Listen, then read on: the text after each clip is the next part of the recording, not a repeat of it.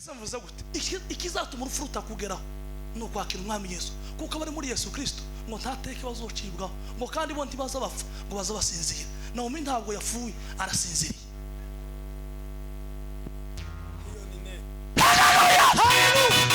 Ise yari gutegura imigambi kuri Naomi, akavuga ngo na mu minsi iri imbere hazoza kumuka abahungu bameze kunuko, agashiraho kritere, akavuga ngo uyu ni usozi wanje.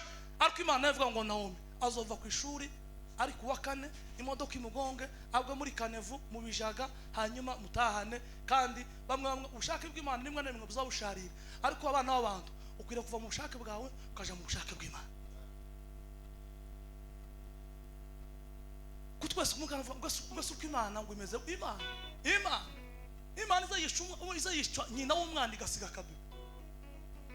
Imana izayishaka kabebe igasiga nyina w'umwana. Imana izayishwa umugabo kandi uri inkingi y'urugo ikamisiga umugore ari umugwayi. Imana ikamitwara umwana w'ikinege hakamasigara umuntu umwabo jewe ibukavu hafu y'umwana umwe mwabo yari ikinege. Mwacu turabahunga 10 namasiga turabahunga 10 kandi mwacu turabahunga 10 disi n'abakobwa batanu. Imana yaravuze ngo Yesu yasabwiye abantu arabwira ngo ndagiye, kandi aho ngiye kubategurira mu rugo rwa data hariho amazu menshi, kandi yataje kwabo imbamba bwiye none gamusigara mwiteguye. Ntabwo Imana izibeshe, ntabwo Yesu yabeshe. Birashoboka ko wowe impande zose gasanga uhari, ayo ni amahirwe, ariko kandi ayita moja kwa siku. Yesu azahamagara umwe buri munsi. Hari umugabo witwa directeur y'abadirecteur yaguye mu Rwanda ngo yaryamye basanga yarangije. Mwumva urufu kunda bitanga. Yaryamye basanga yarangije. Warangiza nawe wagira iPhone ukamusara ukamona fasciste yewe itonde korera witeka akiri kumama. Wanyu agenda muri Amerika ukamusara ukazamo ifatira abantu ngo njewe wewe isi. Hari umuntu warusana Naomi warubzurutse umwana Bujumbura yose ari kwireka avuga ngo jedo afite umugeni. Umwana washirega kuri TikTok abantu bose akavuga ngo uyu mwana ni uwanyu, ariko kureba urupfu Imana iravuga ngo uyu nguyu ni wonkene yuyu. Imana igana rigitanga. Bwana sefiwe. Amen. Bwana sefiwe. Amen. Mani bamushi. Tangiye nshimira isamwa amacu ya Kristo tugira neza bangana gutya.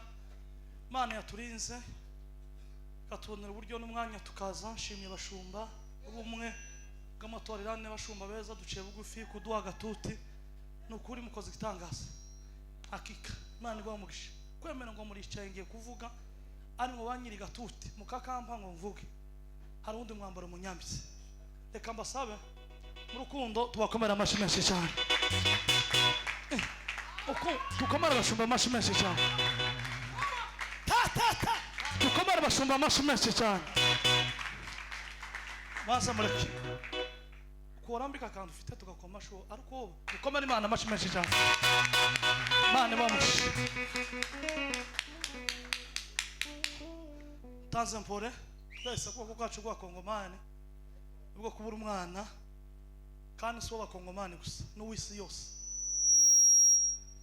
N'uwisi umuntu ntazaba ego n'uwakongomani, ariko kandi iyo umuntu yagize wakamaro ntazaba kiwakijya gihugu, azabugera ku migabane yavukava ku migabane akaja ku isi nzima, agafata amakontina yose ko ari 6. Hanyuma yagwiriza iminota mike, hanyuma dutarama Pastor Zebedayo aririmbe, Darso aririmbe, niturangiza twama dukubita kangiringiri. Kandi kuntumva numva mfite amavuta y'umwuka wera n'uburyo nahumuritse kuri uno mwana, ko numva tobashira muri muhe, ko numva tuzamuka. Sema amen. Gusa nawe ndagusabye ndebe mu maso, hari muzubona umuntu agabwiza kwa muja kuri stati, kandi stati ntaci kumarira za TikTok, Facebook ntaco, ariko ijambo ry'Imana n'ubuzima. Bwana sefiwe. Amen. Bwana sefiwe. Hallelujah. Kasoma ijambo ry'Imana, Jogoti Pastor anafasha gusoma igitabo cy'ubutumwa bwiza bwanditswe na Yohana 9:4.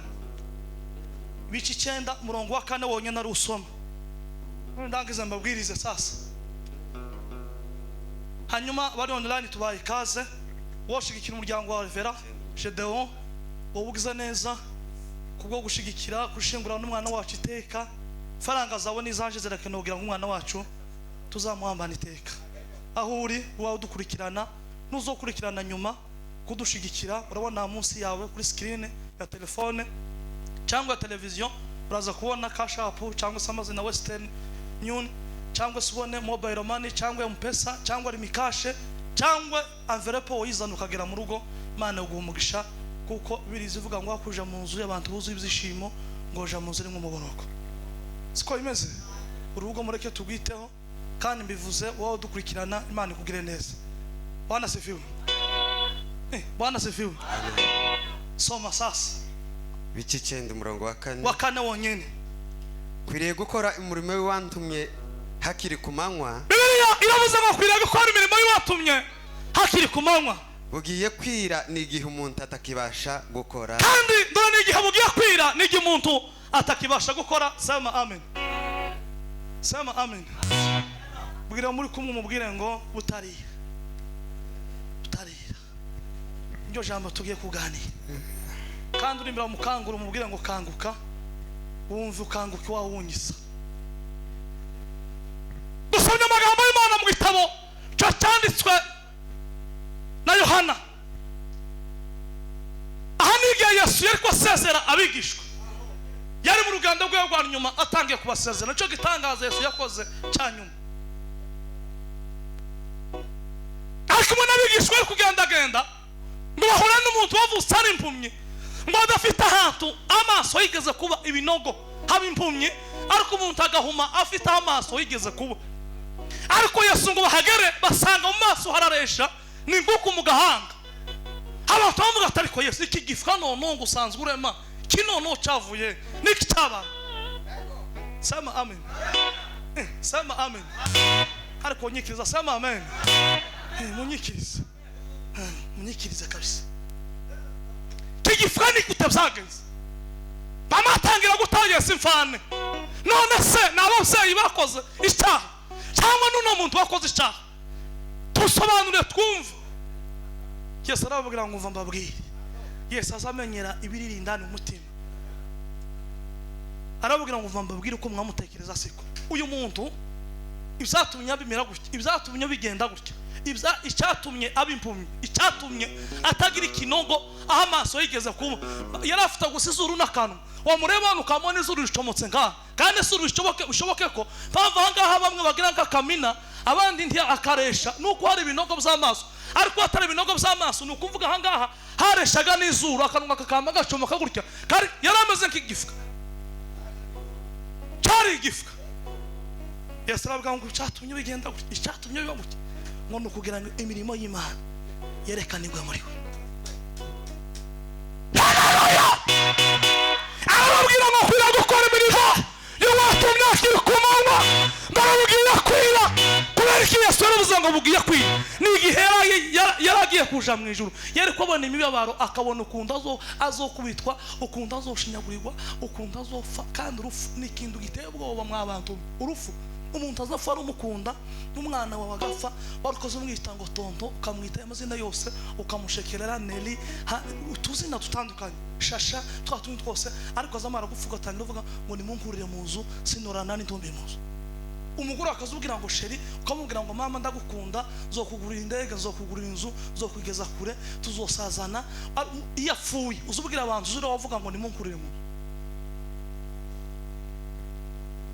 warukunda ariko nashatse ko n'imirimo yawe akiri kumanywa uzabwira abavandi uko twaje kwanama mwene data Naomi yagiye mu ijuru kuba tutakiri mwana Naomi bwishe kwira Yesu yaravuze ni ugufa kandi iyo umaze kwira nta muntu uzi ukora iyo umuntu yapfuye nta kindi kiba gisigaye sema amen sema amen sema haleluya haleluya nta kindi kiba gisigaye abategereje imirimo yakoze niyo gusa izimo yarakoze neza nimba yarakoze nabi nta kindi abategereje gusa wa munsi w'urubanza ariko wowe ugihari ntabwo twatubwira Naomi kuri no munsi ntabwo twatubwira Naomi wapfuye ko turabwira wowe kora imirimo y'Uwiteka hakiri kumanywa gutunganya ibintu hakiri ku manywa. Hari umuntu wavuga ngo ndakiga, hari umuntu wavuga ngo ndacyagenda muri Amerika, hari umuntu wavuga ngo ndacyashakwa. Hari igihe urupfu ruza tutarashakwa, hari igihe urupfu ruza tutarubaka amazu, hari igihe urupfu ruza tutarabyara, hari igihe urupfu ruza tutaraba hacu. Kagufatiranya nkuko gwafatirije indero mu muhanda uramujana, ntawe uzumenya.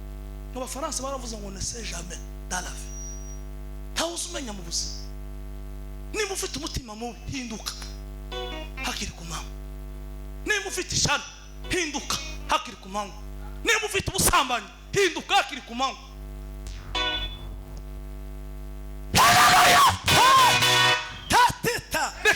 Reka hakiri ku manywa.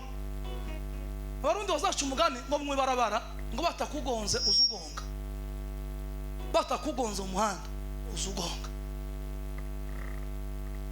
Kwigengesera kwawe sico kizotuma urupfu rutakugeraho. Kurya neza kwawe sico kizotuma urupfu rutakugeraho. Kwambara neza kwawe sico bizotuma urupfu rutakugeraho. Kumva gukomeye kwica abandi ko ari ubaho sico kizotuma nawe rutakugeraho. Ahubwo kizotuma urupfu rutakugeraho no kwakira umwami Yesu. Sema amen. Amen. Tusemvuze gute ikizatuma urupfu rutakugeraho no kwakira umwami Yesu, kuko bari muri Yesu Kristo ngo ntateke bazocibwaho, ngo kandi bo ntibaza bapfa, ngo baza basinzira. Naomi ntabwo yapfuye, arasinziriye.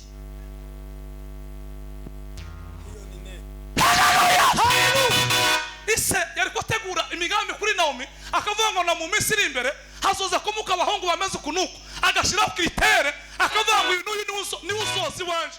Ariko Imana ivuga ngo Naomi azova ku ishuri ari kuwa kane, imodoka imugonge, abwe muri Kanevu mu bijaga, hanyuma mutahane. Kandi bamwe ubushake bw'Imana nimwe na nimwe buzabusharira, ariko abana b'abantu ukwiriye kuva mu bushake bwawe ukaja mu bushake bw'Imana. Kutwese kumukana ngo Imana ngo imeze Imana izayishwa nyina w'umwana igasiga kabebe. Imana izayishaka kabebe igasiga nyina w'umwana. Imana izayishwa umugabo kandi uri inkingi y'urugo ikamisiga umugore ari umugwayi. Imana ikamitwara umwana w'ikinege hakamasigara umuntu umwabo jewe ibukavu hafu y'umwana umwe mwabo yari ikinege. Mwacu turabahungu 10 namasiga turabahungu 10 kandi mwacu turabahungu 10 n'abakobwa 5.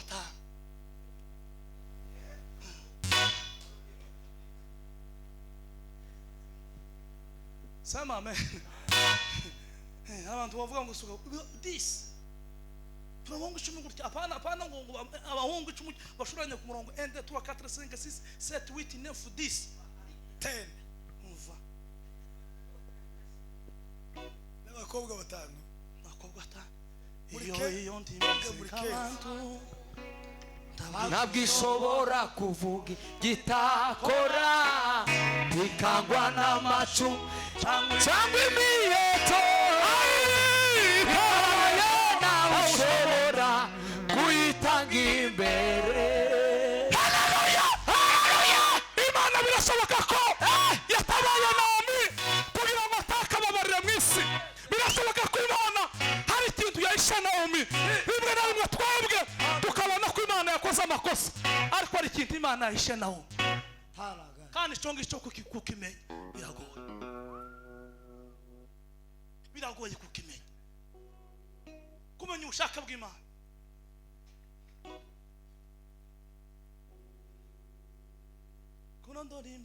Zawe nibyoroshe amaboko wakuje Isiraheli mu Egiputa, inyanja wayitukuri yonyirahunga, Yorodani ibonye igeze umugongo, imisozi miremire itera hejuru amaseku beyitama, imbaraga zawe zirakomeye. Imana yaravuze ngo Yesu yasabwiye abantu arabwira ngo ndagiye, kandi aho ngiye kubategurira mu rugo rwa data hariho amazu menshi, kandi yataje kwabo imbamba bwiye none gamusigara mwiteguye. Ntabwo Imana izibesha, ntabwo Yesu yabesha. Birashoboka ko wowe impande zose igasanga uhari, ayo ni amahirwe, ariko kandi ayita moja kwa siku. Yesu azahamagara umwe buri munsi hari umugabo witwa directeur y'aba directeur yaguye mu Rwanda ngo yaryamye basanga yarangije. Mwumva urufu kunda gitanga. Yaryamye basanga yarangije. Warangiza nawe wagira iPhone ukamusara ukamona fasciste yewe itonde korera witeka kiri kumama. Wanyu agenda muri Amerika ukamusara ukazamo ifatira abantu ngo njewe wewe isi hari umuntu warusana Naomi warubzurutse umwana Bujumbura yose ari kwireka avuga ngo jedo afite umugeni. Umwana washirega kuri TikTok abantu bose akavuga ngo uyu mwana ni uwana. Ari kureba urufu Imana iravuga ngo uyu nguyu ni unkeneye uyu. Imana igana ari gitangaza. Imana iravuga uyu ni unkeneye.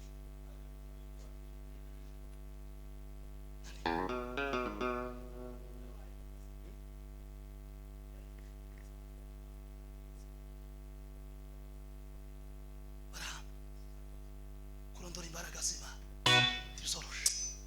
Hari uvuga ngo bundi ngo mfite ubukwe. Ninde wakubwiye aya makuru? Ninde wakubwiye amakuru ko twabwe dutegereje umugeni Kristo ko azoza? Ibyo bindi uri mu kubikura he? Ko rero witeka kiri ku manywa. Ibyo bindi ni inyongera bizaza nyuma. Twavuga ngo amen. Twavuga ngo amen. Amen. Twavuga ngo amen. Amen. Twavuga ngo haleluya. Haleluya. Tonde. Tawaruzi ko John Kiruhura yofa. Tawarubizi John Kiruhura igitangaza yarasimbaga John Kiruhura mu gisirimba kandi umuhungu w'abanyamurenge babyinnye igisirimba bagiraga nkano mu Burundi umuhungu wari ufite to John ndakabuko akazufata mikoro kagira ngo amareke yarurutse. John agwa muri kampani tiyabona mwibarabara urebe ingene Imana ari gitangaza urebe kunta amagara ari bihumbi. Sema amen. Hari umukobwa John ndabwiye muri Australia impanuka gutya afada atabzaye we musasa yewe kwire gukora imirimo y'abantu myakiri kare korera Imana akiri ku manywa. Yesu tunganya ibyo wakiri ku manywa reka ibyo bindi reka gukanja amen reka famura ko gakomera uri mu garukira umwami Yesu garukira Imana reka ndaguhamagara ngira kandi wegera umusaraba. Turi mu gihe cy'imperuka. Bibiri ivuga iki? Ngo ni mubona ubwami ko buratera ubundi bwana. Ngo muzomenya ko imperuka kugaruka ku mwami Yesu uri hafi.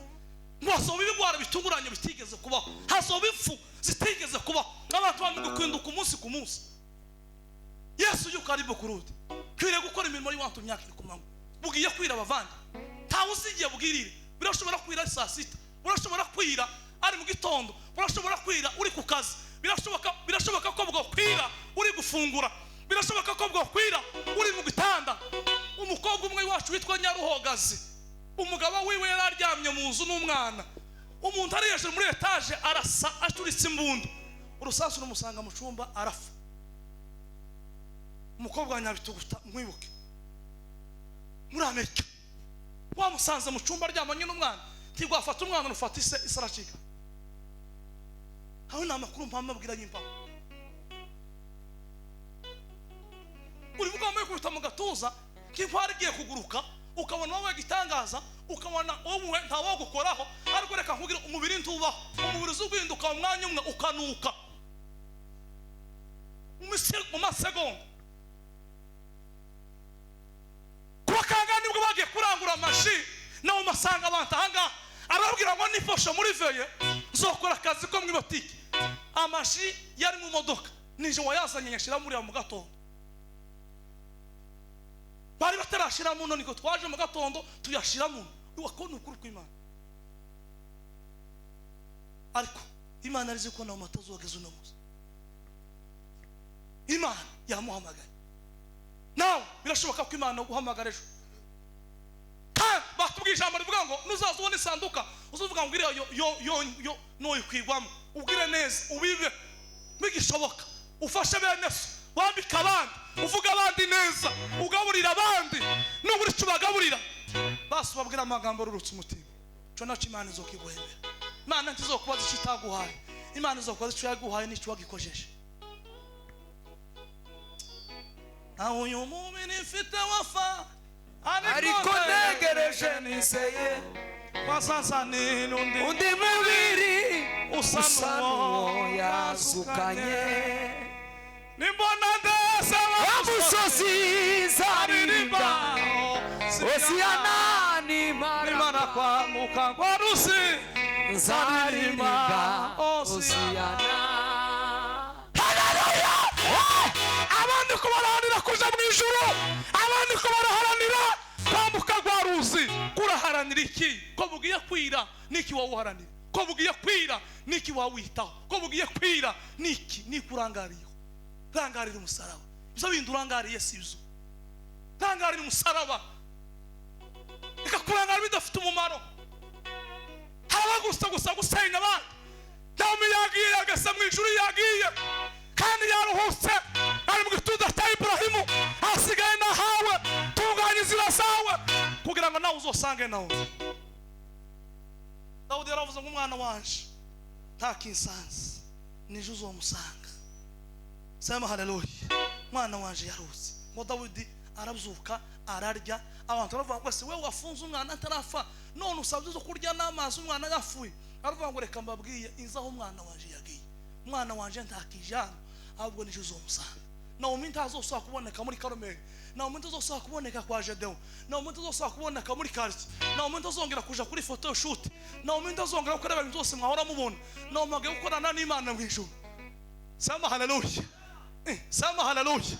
Takiri hano hasigaye naha butari birashoboka kuzobanana nawe, ariko nukomeza kugendera mu mwijima bukira utaratunganya ubuzima bwawe. We Naomi bayi timuzobonana, ariko ndangije mbabwira ngo kwira gukora imirimo y'abantu myaka iri kumaho bugiye kwira n'igihe umuntu atakibasha gukora. Naomi hari muri morgue ntakiyabasha gukora, ntakiyatekereza ise, ntakiyatekereza nyina, ntakiyatekereza abavandimwe. Birya byose mwari umubona seka, byose ntakibirimo. Aranezera mu ijuru, yabonye ibindi bintu bidasanzwe. Pawulo aravuze ngo nagaza mu ijuru ngo rya gatatu ngo nimba nari mu mwuka ngo simbizi ngo ariko icyo nzi neza ngo nuko uwo muntu yarigezemo. Aravuga ngo iby'amaso yanje atarabona n'iby'amatwi atarumva nibyo uwo muntu yaboneye aho ngaho. Bwana seviwe. Iyo twatuje ni uheza gusumbana mu isi. Na umuntu azongera kugwara, na umuntu azongera gusonza, na umuntu azongera kuja ku ishuri ukundi, na umuntu azongera kuruha, na umuntu yaruhutse ategereje umuzuko kubera ko tuzimana na Yesu iteka ryose. Ijambo ry'Imana tuganze. Amen.